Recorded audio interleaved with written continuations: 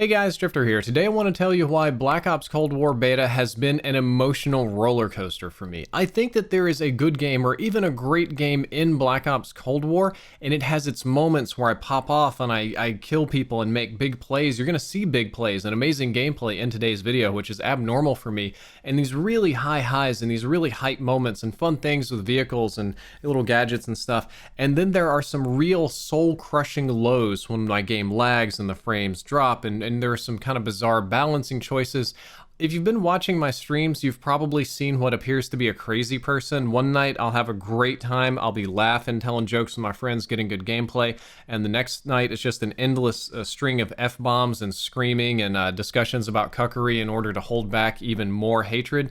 So it's been a very wild ride. Before we get too much into it, I want to let you know that there are some important links below in the description. One is a link to how I improved my frame rate on PC. It's just a link to Reddit. There was a little fix that a Redditor suggested by editing the config file. It helped me tremendously. And then number two is a link to my 2020 horror movie guide. For those of you that don't know, I do film reviews on occasion on this channel. The algorithm doesn't push them out very far, and I want to get some more views on this one, so a self-pro shout out to me. So I want to talk about, let's start with the low point of my experience, okay? I thought that the frame drops that I was experiencing that I talked about in my They Fixed It video were localized to me because I was streaming on OBS and also recording Shadowplay and doing a bunch of stuff on my computer that bogged it down. Well, this morning I got on and I turned everything off, no OBS, no Shadowplay, all the programs shut down. I was like, yeah, I'm gonna crank this game. I'm gonna see how high my frames got.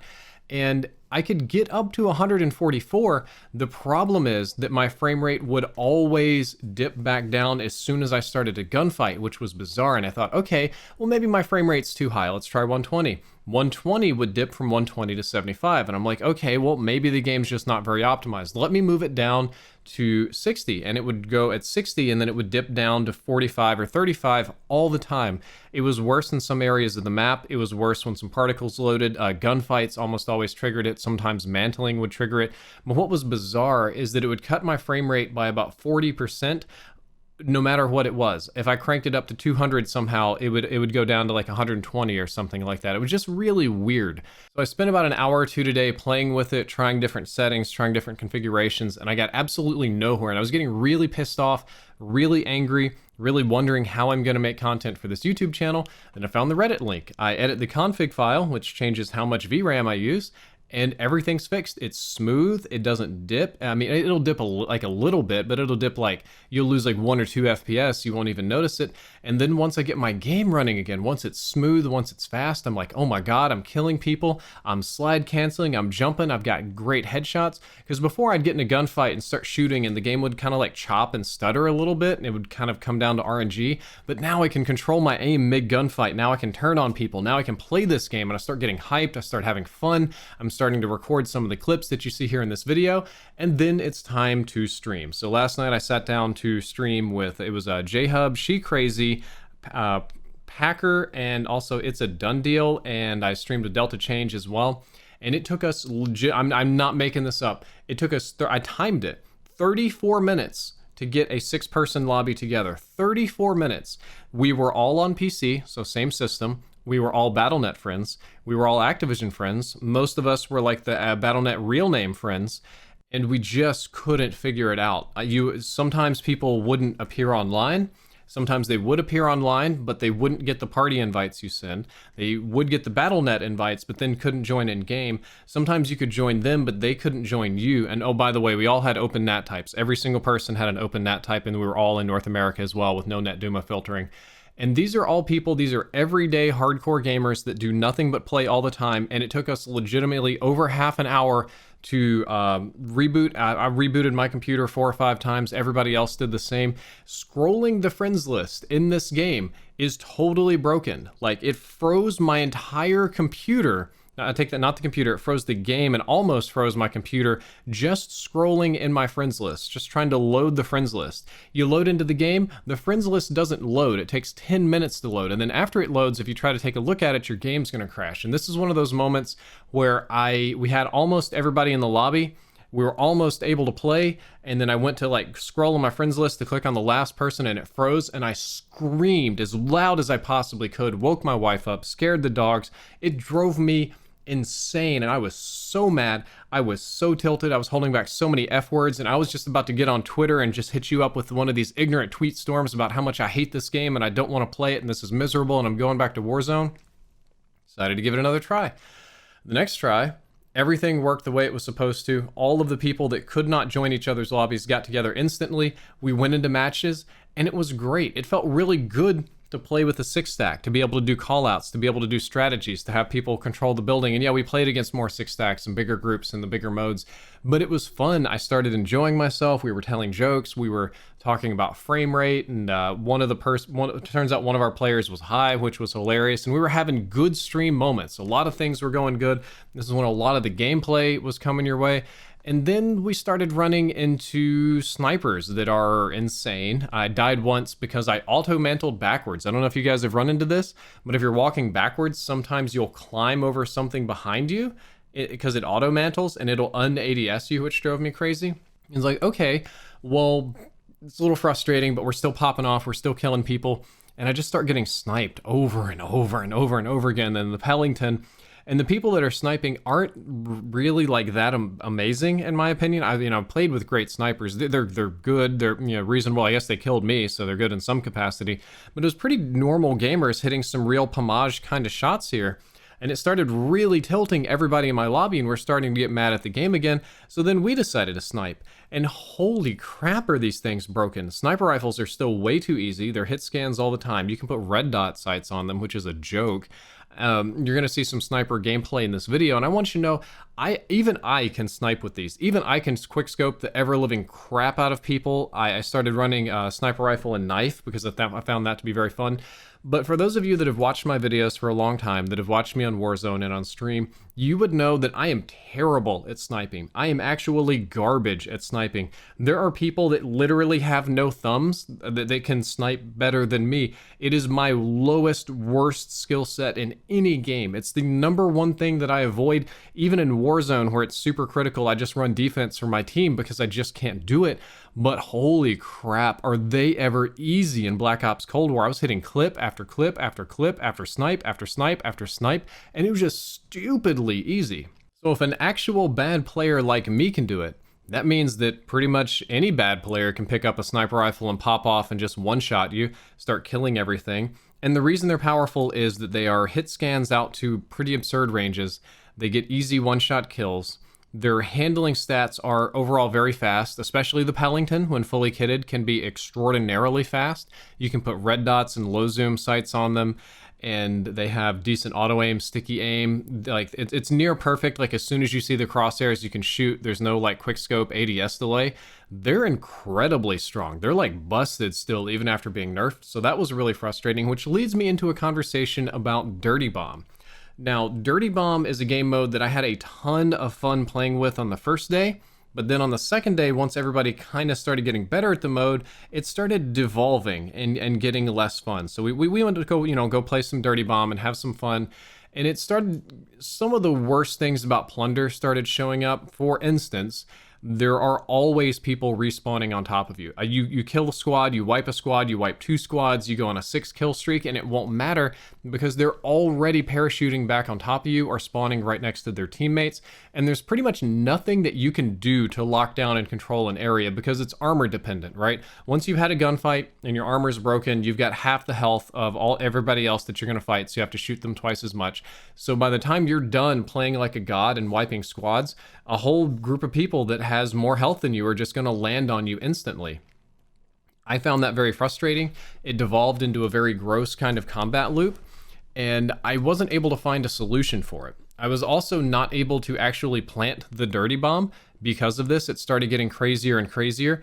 And I think we had one moment where there was one Dirty Bomb left, and I want to say it took 10 minutes for any team to actually plant it. And this was with a group of 4 professional streamers, 4 super high skill streamers, and we were all coordinating, working together, sometimes using vehicles. I was throwing trophy systems, double smoke grenades, gas grenades, anything I could think of on that bomb to buy us time, and we just couldn't plant it. It was ludicrous. And then you just have those moments in Dirty Bomb where the stars align and you get to wipe 2 squads at once for like an 8-man kill, or you get in the helicopter and the other team's not smart enough to use rockets, and then they shoot you and you can jump out and land on them and knife them.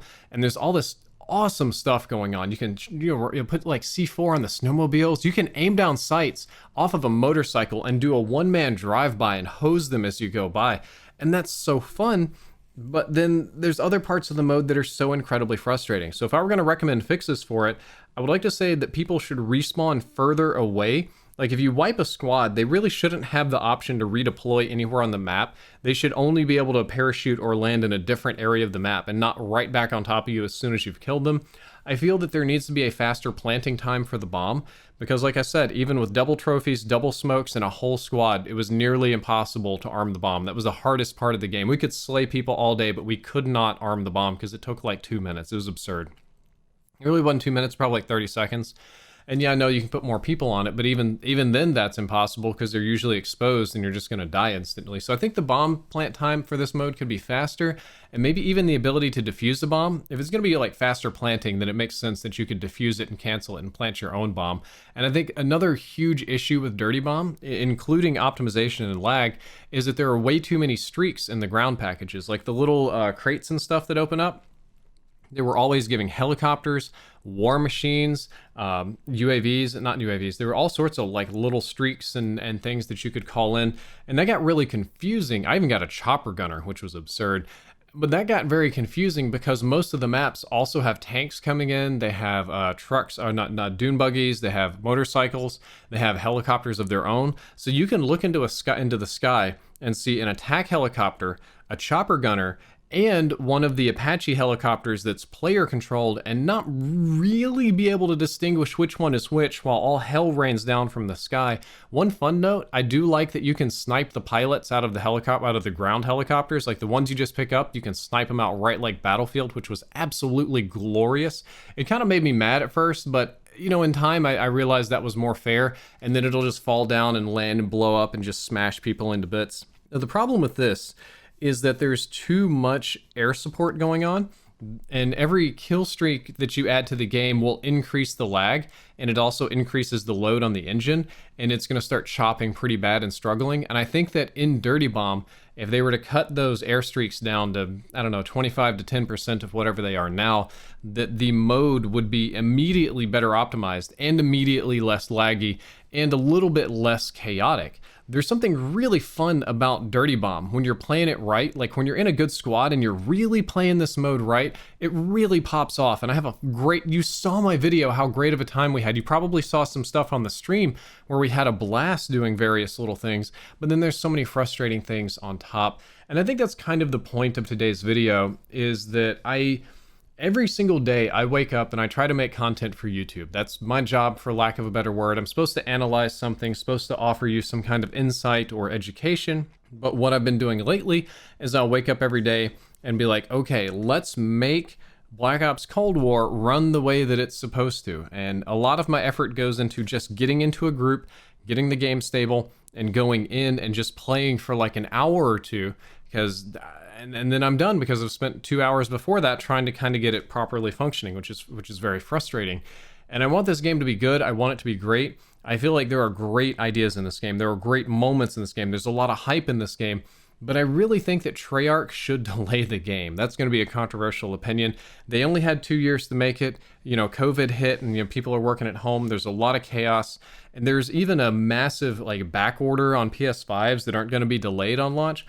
I feel like Treyarch could really use another month or two. This could easily be an actual, like, it's so amazing for a December launch or a January launch. Activision probably won't. They probably have contracts with Sony and other retailers, and their stock price will dip and stuff like that. I feel like Treyarch is just squeezed. When I look at this game, I see a lot of the Treyarch DNA. I see a lot of the things that Treyarch does really well, their combat loops, their pace, their style, their movement system.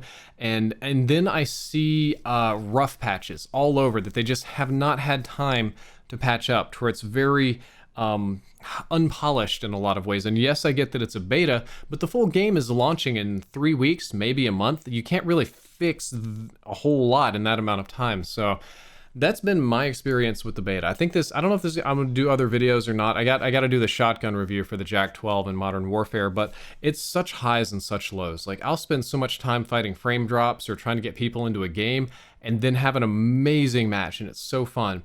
And then the next match, I get some god tier quickscopers that make me mad until I start doing it. And then when I start realizing snipers are broken and we just changed modes. And the problem I just can't get a good, like, consistent emotional feel here. And that's where I'm kind of rambling at this point. I do hope that you enjoyed this video. I hope that you learned something useful. And I really do hope that Treyarch is able to deliver an amazing game in the next 3 weeks to a month. If you enjoyed, don't forget to like, favorite, and subscribe. Drifter out.